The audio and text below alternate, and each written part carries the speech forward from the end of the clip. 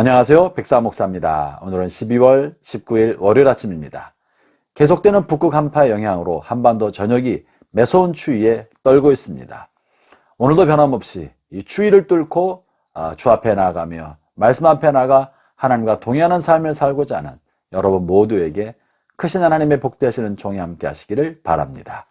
오늘 주 하나님의 말씀은 이제 어제까지 해서 전도서의 모든 말씀을 마치고 오늘부터는 이제 요한일서를 묵상하기 시작하는데요. 오늘 줄 말씀은 요한일서 1장의 말씀입니다. 요한일서 1장 1절부터 10절까지의 말씀입니다. 요한일서는 사도 요한이 믿음의 공동체에게 보낸 편지인데요.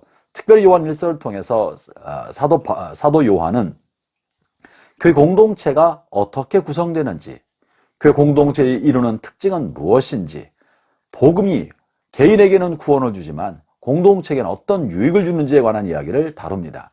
그래서 요한일서야말로 공동체의 의미가 무엇인지를 보여주는 아주 중요한 서신 중에 하나인데요. 1장 3절을 제가 읽어보겠습니다. 3절과 4절을 읽어보죠.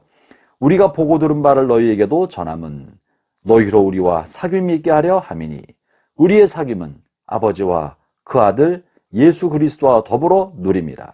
우리가 이것을 쓰면 우리의 기쁨이 충만하게 하려 함이라. 본문에서 사도 요한은 우리가 너희에게 복음을 전하는 까닭은 바로 너희와 우리와 사귐을 갖게 하기 위함이라고 말합니다. 복음의 목적을 영혼 구원이라고 표현하지 않고 사귐이라고 표현하고 있는 것이죠. 이것은 어떤 의미가 있습니까? 복음은 개인의 영혼에게는 죄로부터 용서함 받고 하나님의 자녀가 되는 영혼 구원을 주는 선물이지만 공동체를 향하여서는 그리스도의 몸된 공동체 안으로 그를 부르는 것입니다. 그리스도의 몸된 공동체 안에 성령과 그리스도와 더불어 함께하고 있는 이 복음 안에 있는 교제 가운데 그를 불러들이는 것입니다. 이것이 왜 중요합니까? 원래 하나님은 우리를 관계 안에 있는 사귐의 존재로 만드셨습니다.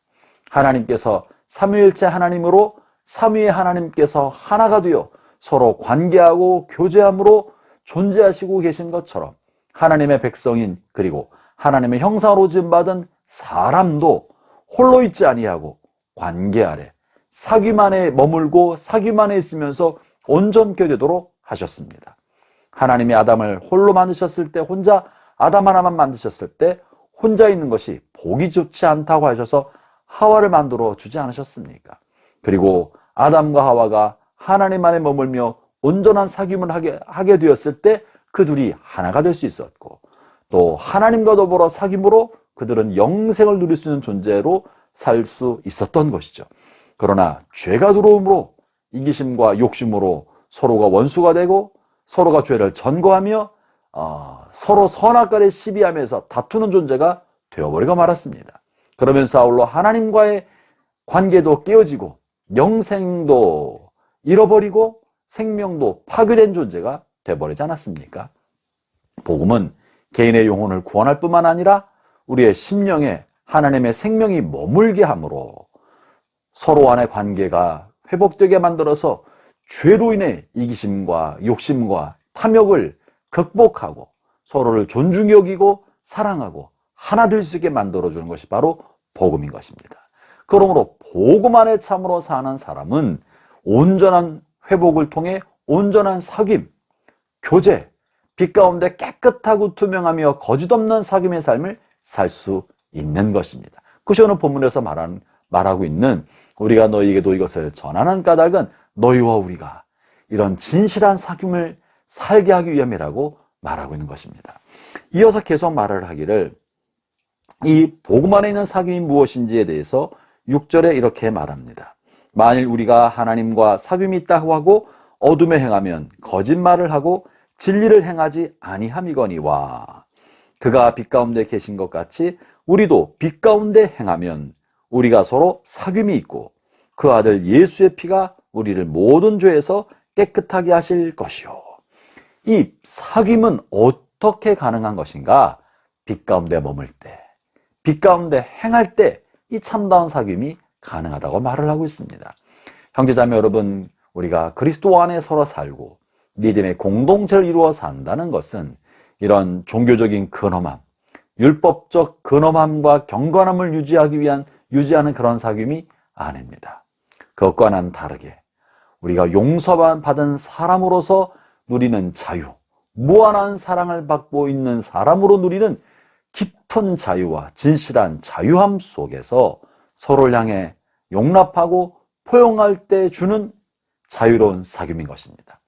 사랑하는 형제자매 여러분, 정말 깊은 사랑을 받는 사람은 심령의 자유함을 누립니다. 사랑을 받지 못하고 있는 사람은 사랑을 받기 위하여 억압되고 속이고 자기 자신을 긴장하게 하지만, 충분한 사랑을 받고 있는 사람은 다른 사람에 관하여 자유롭고 자기 자신을 속이지 아니하고 있는 그대로 진실할 수 있습니다.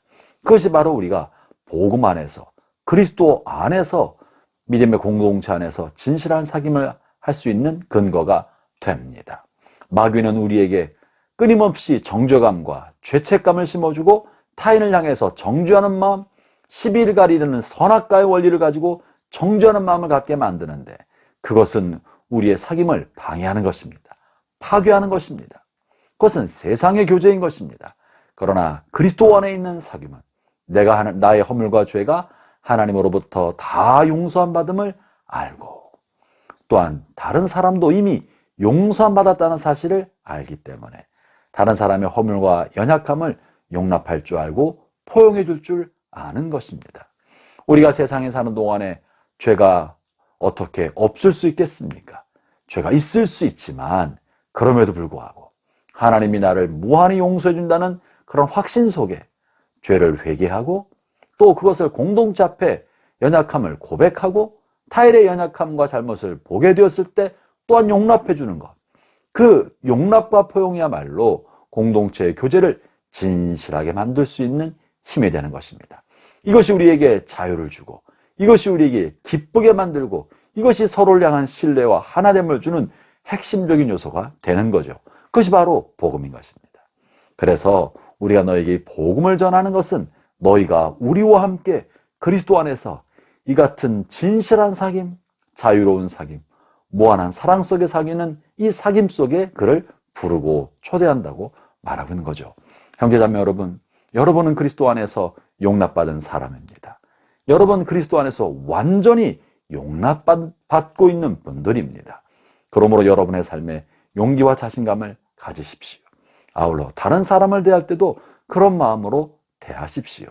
빛 가운데 사는 사람이 바로 하나님과 사귐을 할 수 있고, 빛 가운데 사는 사람 안에 다른 사람 향하여 진실하게 대할 수 있습니다. 오늘 그리스도 은혜 아래 머물면서 다른 사람을 향하여 포용과 용납으로, 자기 자신을 향해서도 깨끗함과 진실함으로 살아가는 복된 하루가 되시기를 주의 이름으로 축원합니다. 기도하겠습니다. 하나님 아버지 감사합니다. 주님 우리를 부르셔서 진실한 사귐을 할 수 있는 사람으로 세워주셨습니다. 오 하나님, 우리 주변에 믿음의 공동체 안에서 거짓없는 진실한 사귐을 할 줄 알게 하여 주시고, 다른 사람의 허물을 용납하고 나 자신의 부끄러움을 고백하며 서로가 서로를 품고 포용하는 믿음의 교제를 더욱더 키워갈 수 있게 하여 주옵소서. 예수님 이름으로 기도합니다. 아멘.